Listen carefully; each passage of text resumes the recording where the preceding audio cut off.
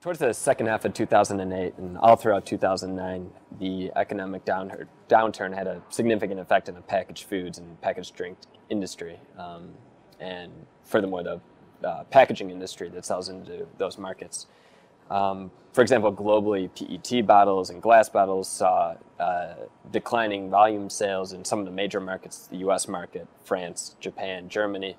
Although in other markets, Brazil, India, China, they saw much stronger growth.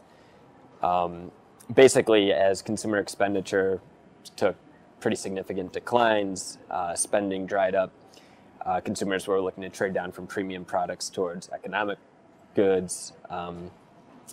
For example, also packagers were looking to downsize in an effort to maintain unit price stable. So they were trying to avoid raising prices as much as possible. So they would lower pack sizes, as well as trade away from some of the heavier pack types like metal and glass towards lighter pack types in order to reduce production costs. Specifically within the US market, while new product development and maybe brand extensions were no longer possible because of the great amount of investment that would have had to take place, really the innovation in packaging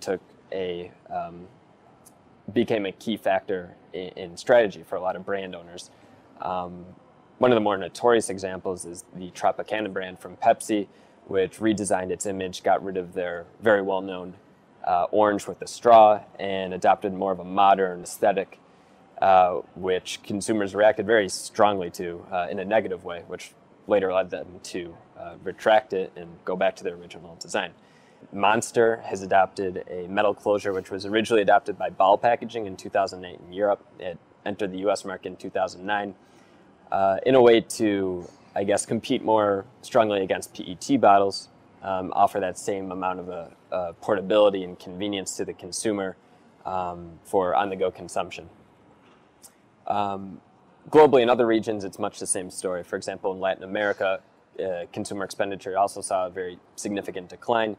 There was a bit more reluctance to introduce new products into the market, but still there was a very strong emphasis on cutting costs on one hand and rejuvenating product image on the other with new packaging or new packaging design. As well, there have been significant new product development over the past years, even throughout, or significant innovation in packaging throughout the past couple of years, even throughout this recession. On the one hand, for aluminum cans, we see a greater popularity of custom cans. So anything other than the standard 350 milliliter can size, we've seen really strong sales. For example, in Brazil, most of the major beer labels such as Brahma, Skol, Bohemia, they've introduced custom size cans. That's very good news for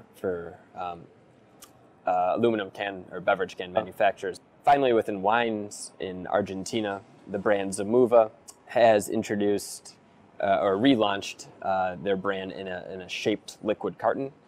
And this is in an effort to compete against some of the more economic brands, not necessarily against some of the more traditional brands that are in glass bottles, some of the more, I guess, higher quality brands. This type of product is more in competition with more affordable products. And they're trying to position it against the traditional brick liquid carton, offering a more curved shape from Tetra Pak.